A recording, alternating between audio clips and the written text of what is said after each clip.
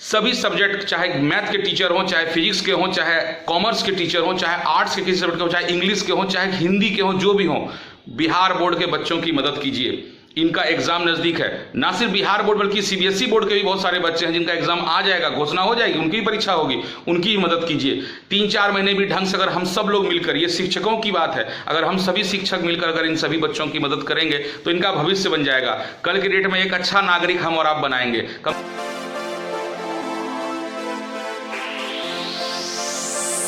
हम आह भी भरते हैं तो हो जाते हैं बदनाम, वो कत्ल भी करते हैं तो इल्जाम नहीं होती।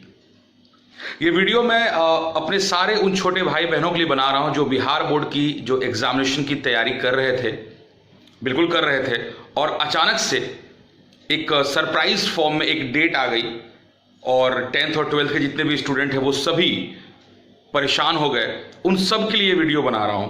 और जितने भी लोग जो अधिकारीगण हैं या जो भी लोग जो बड़े बुजुर्ग हैं, जो शिक्षक हैं, जो इस वीडियो को देख रहे हैं, मैं उनसे अनुरोध करूंगा कि इस वीडियो को किसी भी तरीके से या खुद से ही एक वीडियो बनाकर या खुद से ही एक पोस्ट डालकर किसी भी तरह से बिहार बोर्ड के ऑफिस तक पहुंचाइए कि वो जो कर रहे हैं वो कितना गलत कर रहे हैं।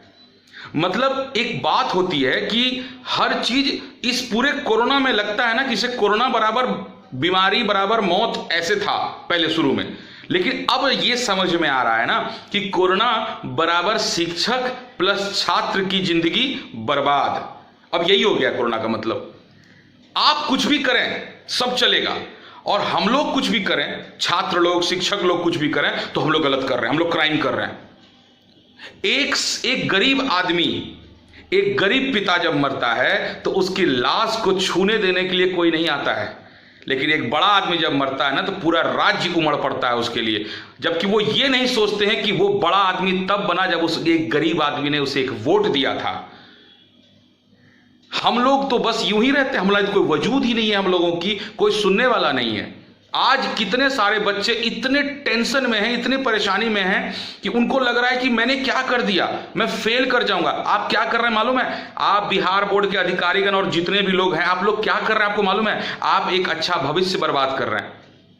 मैंने मतलब क्या बोलूं, जिस दिन से मैंने पिछला वीडियो बनाया था, जिस दिन से ये नोटिस आया कि बिहार बोर्ड की एग्जामिनेशन होगी, मैंने हर तरह के लोगों से बात की कि किसी तरह से एग्जाम के डेट को पोस्टपोन कर दीजिए। हम लोग क्या ज्यादा मांग रहे हैं यार, हम लोग पोस्टपोन करवाने की बात कर रहे हैं। हम लोग कह रहे हैं यार 1 महीना बढ़ा दो, कोचिंग स्कूल्स खोल दो, बच्चों को पढ़ने का मौका दो, उनको सीखने का मौका दो। कम से कम वो जाकर कुछ सीखेंगे तभी तो कुछ लिखेंगे।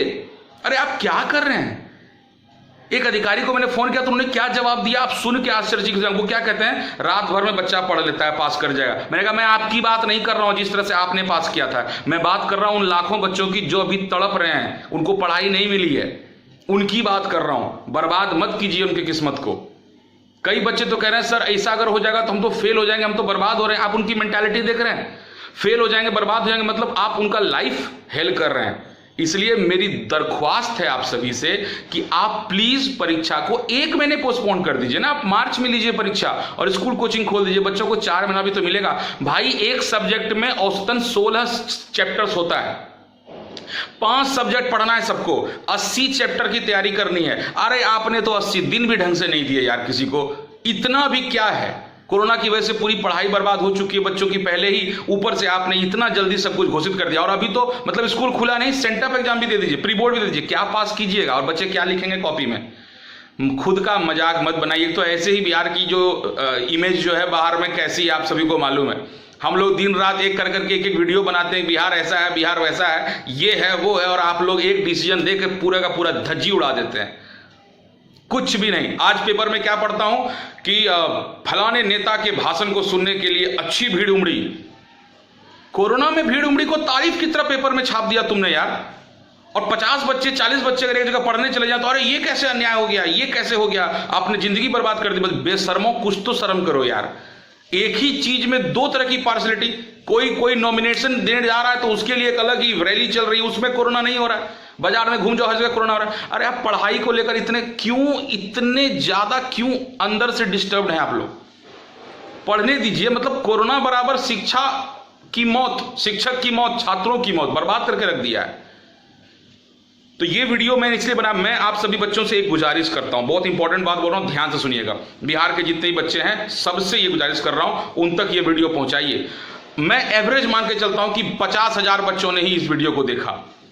एक बार नहीं तो 2 बार डेली फोन कीजिए, चाहे मैसेज कीजिए, चाहे इंस्टा कीजिए, चाहे ट्विटर पे जाइए, किसी तरह जाइए। नहीं है कुछ तो जनरल फोन है ना, एक बार बिहार बोर्ड के ऑफिस में फोन कीजिए, एग्जाम पोस्टपोन कीजिए। अगर 50,000 बच्चे 2 बार भी फोन करेंगे ना तो 1 लाख बार उनको डेली फोन जाएगा। यहां से लगातार फोन कीजिए, कैसे वो पोस्टपोन नहीं करेंगे एग्जाम के डेट को। मतलब अजीब स्थिति है। अपने कुछ जो मन में आएगा अपने हिसाब से सोचते हैं, बच्चा पढ़ रहा होगा, बच्चा ये कर रहा होगा। अरे ऐसा नहीं है यार। मैंने पिछला वीडियो बनाया, मैं कमेंट पढ़ पढ़ के, मतलब एक आध कमेंट तो पढ़ के इमोशनल आंख से आंसू गिरने लगता है यार कि सही बोल रहा है ये बच्चा।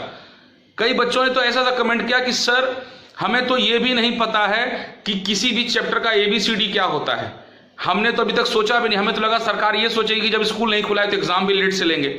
कोई साधन नहीं, हमारे गांव में बिजली की व्यवस्था नहीं है सर, इंटरनेट छोड़िए, मेरे पिताजी इतने सक्षम नहीं है कि वो मुझे पैसा दे सकें कि मैं कुछ कर पाऊं। ये भी जो मतलब इस तरह की चीजें ऐसे हो रही हैं, आप ये नहीं समझ रहे, आपने बस एक डिसीजन दे दिया। तो सबसे पहले तो मैं अपने छात्रों से ये अनुरोध करूंगा कि आप सभी एकदम से जाकर फोन करना शुरू कीजिए, जहां से नंबर उठे। यार गूगल पे सब अवेलेबल है, नंबर उठाइए, किसी से मांगिए, किसी से पता करवाइए, बस उनको कॉल कीजिए, घंटी बजाइए, उनकी घंटी बजाइए। और 1 लाख 2 लाख फोन जब डेली जाएगा ना तो अपने आप उनकी आंखों पर आएगा, उनके दिमाग पर आएगा कि नहीं यार एग्जाम कैंसिल करना है या पोस्टपोन करना है। कैंसिल तो नहीं करना है, पोस्टपोन करना है। इसके अलावा एक और बात मैं अपने छात्रों से ये कहना चाहूंगा कि मान लिया जाए ये बेशर्मों की दुनिया है, ये नहीं सुनेंगे। हम आह भी भरते हैं तो हो जाते हैं बदनाम, वो कत्ल भी करते हैं तो इल्जाम नहीं होती, वो कुछ भी करेंगे उनको कुछ होने वाला नहीं है, वो शायद एग्जाम ले ले।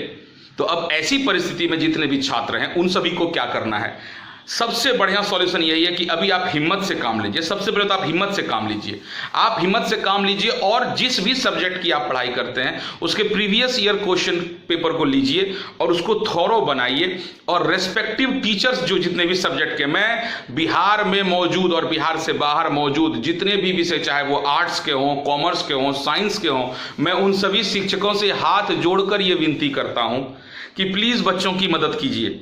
मैं केमिस्ट्री पढ़ाता हूं, मैं अपने सभी बिहार के जितने भी बच्चे हैं सभी को बोल रहा हूं, इवन की जो 10th के बच्चे हैं उनको भी अगर कोई दिक्कत हो आप मुझे कमेंट कीजिए, मैं आपको पढ़ाऊंगा यूट्यूब पर, मैं मदद करूंगा। इतना तो जरूर मदद करूंगा कि आप बहुत अच्छे तरीके से नंबर ला सकें।